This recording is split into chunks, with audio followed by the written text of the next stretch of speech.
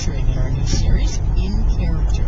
This morning, NPR senior correspondent Hazel Levine profiles a canine phenomenon who frequently is a shrine to the beatific color, the wet brown eyes, the iconic white blaze spilling down to a black nose. The shrine includes a laughing lamp with a dimmer, all part of the worship, and a gorgeous Lassie lunchbox. We also have in here Michael Martin's rummages through 20 years of garage sale and eBay memory to find these treasures. Lassie stamps from Liberia, Paraguay, and Oman. I neglected to tell them that I had this.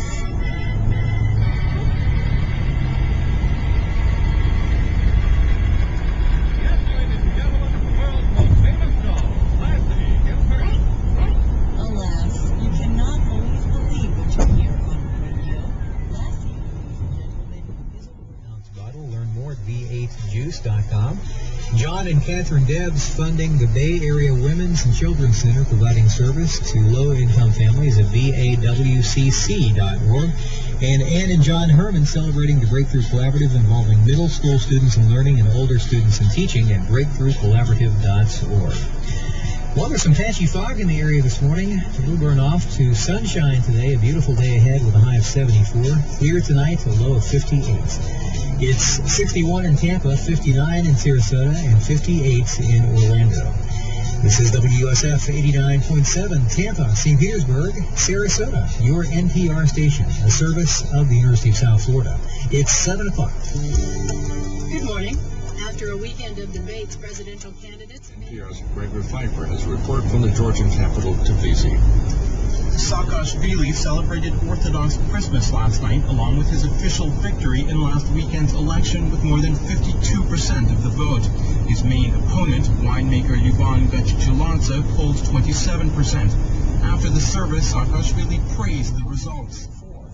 If that's populism, then I'm guilty, because I think that if you understand the struggle of a lot of American families, our party had better wake up to that. If we don't, we're going to lose. Since Romney lost the Iowa caucuses last week, he's retooled his message, saying the lesson of Iowa was that voters want change, and that he is an outsider who can shake things up in Washington. He says McCain's been in Washington too long. Washington needs fundamental, top-to-bottom change. Just sending the same people to Washington, but in different chairs, is not going to result in a different outcome. And there's a very dramatic difference between talking about change and actually having led an organization with executive leadership skill, helping turn around a business or turn around the Olympics or turn around a state, and that is something that America is crying for. It's not clear whether the Washington Insider label will stick to the maverick McCain. He's been a thorn in the side of the Republican establishment for years. I know that I have been an agent of change. I'm proud to have been one of those who played a key role in bringing about one of the most... To defend himself now against Hillary Clinton's attacks, which we also heard in that interview. Well, first off, he is being very aggressive. He is on the offensive, and he is running a very optimistic campaign. In the tone of his language and in the kind of speeches he's giving, and he's feeding off that in the crowds that are attending. Now, specifically, he's responding to some of these attacks from Senator Clinton by allowing surrogates to do them. There's the charge that he outlined a new strategy for Iraq. In a nationally televised speech from the White House, he unveiled an increase, or so-called surge, in U.S. troops. Then the president promised more American economic aid. Mr. Bush also said he had received a pledge from the Iraqi government to do more to heal the country's divisions.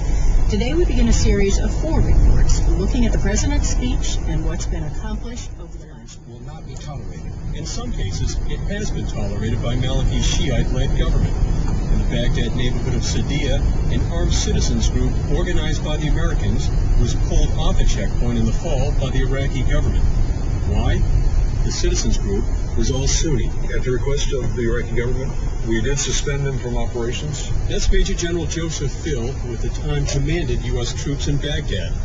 He says the Sunni citizen volunteers were withdrawn, though they were doing a good job. I can tell you that the violence in Sadia went down when we had those initial volunteers on the job, and we're anxious to get them and the Shia that will be mixed with them back on the streets, no question about it. Iraqis taking control of their streets, taking over more responsibility. That was a big part of the president's speech a year ago, with a date certain. To establish its authority, the Iraqi government plans to take responsibility for security in all of Iraq's problems. And atypical, and tells you nothing about what will happen in subsequent contests starting with New Hampshire. But if that was ever true, it is no longer true. The networks, which have been giving unprecedented time to this political spectator sport, have helped to nationalize these state-by-state primaries.